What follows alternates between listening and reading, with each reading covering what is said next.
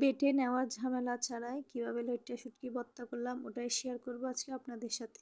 তো hello everyone, আসসালামু আলাইকুম, ওয়েলকাম করছি আমার আরও একটি নতুন রেসিপিতে। তো কি অবস্থা সবার, আশা করি আপনারা অনেক বেশি ভালো আছেন। আজকে আমি আপনাদেরকে করে দেখাবো লইট্টা শুটকি ভর্তা। অনেক মজার এই ভর্তার রেসিপিটি। তো আশা করি আজকে আমার এই রেসিপিটা আপনাদের কাছে ভালো লাগবে। যদি আমার রেসিপিটা আপনাদের কাছে ভালো লেগে থাকে তাহলে আমার পেজটি ফলো করে আমার সাথে থাকবেন।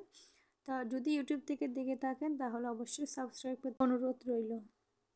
চলুন কিভাবে এই লইট্টা শুটকির ভর্তাটা তৈরি করতে হয় তো দেখে নেওয়া যাক। তো আমি এখানে কিছুটা শুটকি নিয়েছি। আমার শুটকিটা কিন্তু তেমন একটা ভালো ছিল না, তারপরও যেহেতু খাওয়ার ইচ্ছা করতেছে তাই নিলাম। তো আপনারা চাইলে অন্যরকম শুটকিও নিতে পারেন। আমি এখানে লইট্টা শুটকি দিয়ে করতেছি। আমি এগুলো হালকা কুসুম গরম পানি দিয়ে কিছুক্ষণ ভিজিয়ে রাখবো।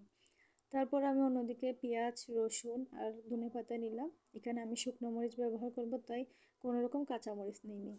তারপর এদিকে আমি গরম পানি দিয়ে ভালো করে ধোয়ার পর আবার একটু ঠান্ডা পানি দিয়ে ভিজিয়ে রাখলাম, যাতে এই শুটকিগুলো একটু নরম হয়ে যায়। এই পর্যায়ে এখন চুলায় একটু সরিষার তেল দিয়ে, প্যানের মধ্যে সরিষার তেল দিয়ে তেলগুলো একটু গরম করে নিব। তেলটা গরম হয়ে গেলে আমি আগে থেকে শুকনো মরিচটা ভেজে নিব। আমি নেড়ে ছেড়ে, এখানে চাইলে আপনারা রান্নার রেগুলার তেলও ব্যবহার করতে পারবেন। সরিষার তেল দিলে একটু ফ্লেভারটা ভালো আসে। যে কোনো ভর্তার মধ্যে কিন্তু সরিষার তেলটা দিলে আলাদা একটা ফ্লেভার হয়। এখন আমি রসুন আর পেঁয়াজগুলো দিলাম। আপনাদের যদি রসুনটা ভালো না লাগে তাহলে স্কিপ করতে পারেন, কিন্তু ট্রাস্ট মি, রসুনের সুগন্ধটা কিন্তু অনেক বেশি খেতে ভালো লাগে। যারা রসুন পছন্দ করেন আমার মতো, তারা কিন্তু এভাবে রসুনটা দিয়ে খেয়ে দেখতে পারেন। তো আমি এখন পেঁয়াজ আর রসুন সব কিছু কিন্তু এখন ভালো করে একটু নরম করে নিলাম।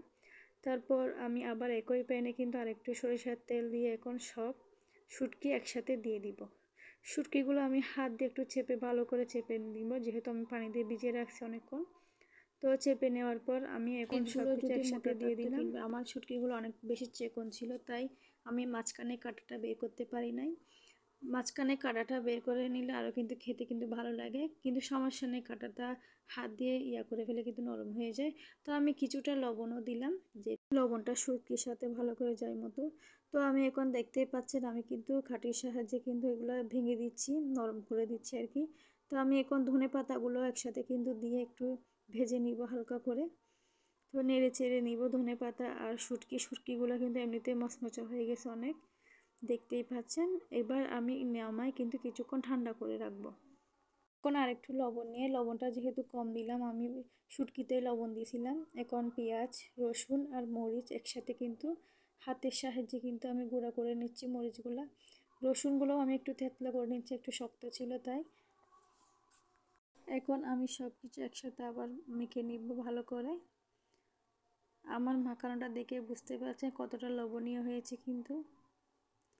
তো পেঁয়াজ অলরেডি নরম আছে, তারপর রসুনও কিন্তু নরম হয়ে গেছে। আপনারা চাইলে এখানে কাঁচা পেঁয়াজও ব্যবহার করতে পারবেন। এখন আমি সব লইট্টা শুটকি আর ধনেপাতাটা একসাথে মিক্স করে নিব। ভেজে রাখা সব শুটকি একসাথে দিয়ে কিন্তু একত্রে সব কিছু হাত দিয়ে কিন্তু মেখে নিলে কিন্তু ভর্তাটা রেডি হয়ে যাবে।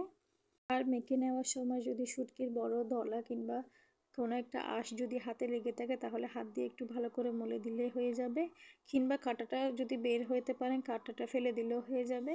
তো আমার ভর্তাটা আমি এভাবে মেখে নিলাম। তৈরি হয়ে গেল আমার খুবই সহজ এবং মজাদার লটকা শুটকি ভর্তা রেসিপি। নেওয়ার ঝামেলা ছাড়া কতটা সহজে কিন্তু এই ভর্তাটা রেডি করা যায় দেখেই নিলেন। আশা করি আমার আজকের রেসিপিটা আপনাদের কাছে ভালো লেগে থাকবে। আজকের ভিডিওটা এই পর্যন্তই, দেখা হবে অন্য কোনো রেসিপি কিংবা ব্লগে। ততক্ষণ পর্যন্ত আল্লাহ হাফেজ।